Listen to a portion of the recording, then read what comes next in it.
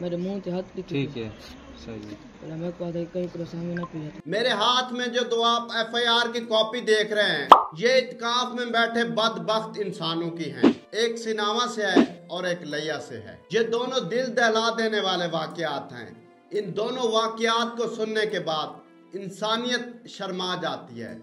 यकीन तो दूर की बात, जहन में सोचा भी नहीं जा सकता, गुमान भी नहीं किया जा सकता कि रमजानुल मुबारक के बबरकत महीने, आखिरी अशरे, इत्काफ के दिनों में इंसान इतना गिर सकता है। ये दाएं हाथ में जो FIR की कॉपी देख रहे हैं, 13 साला मासूम बच्चा इत्काफ में बैठा था।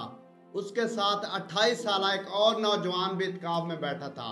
उसने 13 साला मासूम बच्चे के साथ बदफैली की है, ज्यादती की है। ये जो मेरे बाएं हाथ में आप FIR की कॉपी देख रहे हैं, इसमें लिखा हुआ है कि एक डकैत ने, एक चोर ने 12 सूट दर्जी की दुकान से चोरी किए और फिर इत्काफ में बैठ गया। और इत्काफ में बैठे बदबख्त दो इन इंसानों ने, जिन्हें इंसान कहते हुए बेशर्म आती है, इन्होंने कितना सवाब ठुकराया है। नाज़रीन, पूरा साल लोग इंतज़ार करते हैं कि रमज़ानुल मुबारक का बाबरकत और सातों वाला महीना कब आएगा, हम रोज़े कब रखेंगे, इत्काफ में कब बैठेंगे। इत्काफ में बैठने से 2 मकबूल हज्जों का सवाब होता है।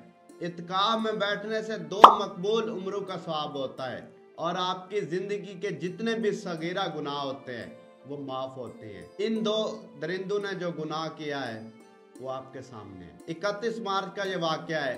चोर 12 सूट चोरी करने के बाद एक इत्काफ में बैठ जाता है और एक फरार हो जाता है। इसके बाद 2 अप्रैल को जो FIR दर्ज हुई है, जिला कोटद्दू का नवाही शहर है सिनावा, यहाँ पर 13 साला बच्चा मोहम्मद हसनैन जिसका नाम है, वो इत्काफ में बैठा था और उसके साथ 28 साला एक उसका हमसाया, उसका नेबर, वो भी इत्काफ में बैठा था। रात 11 बजे तरावी पढ़ने के बाद बच्चा वॉशरूम जाता है और दरिंदा सिफ्त इंसान भी उसके साथ चला जाता है। फिर वो उसको अपने बिस्तर में लाता है, उसके मुंह पर हाथ रखकर उसके साथ बदफाली करता है, ज्यादती करता है।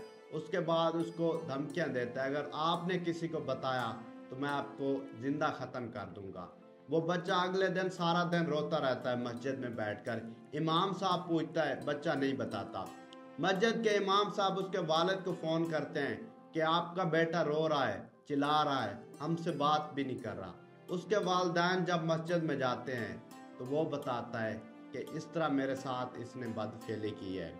तो ये बताते हुए भी इंसानियत शर्मा जाती है। तो ये इंतहाई अफसोसनाक वाक़या है कि इत्काफ के दिनों में, रमज़ानुल मुबारक के दिनों में, इस दिनों में तो शैतान भी बंद होते हैं, लेकिन इस तरह के जो शैतान लोग हैं, जो दरिंदा सिफ्त लोग हैं, ये अभी भी खुले हैं।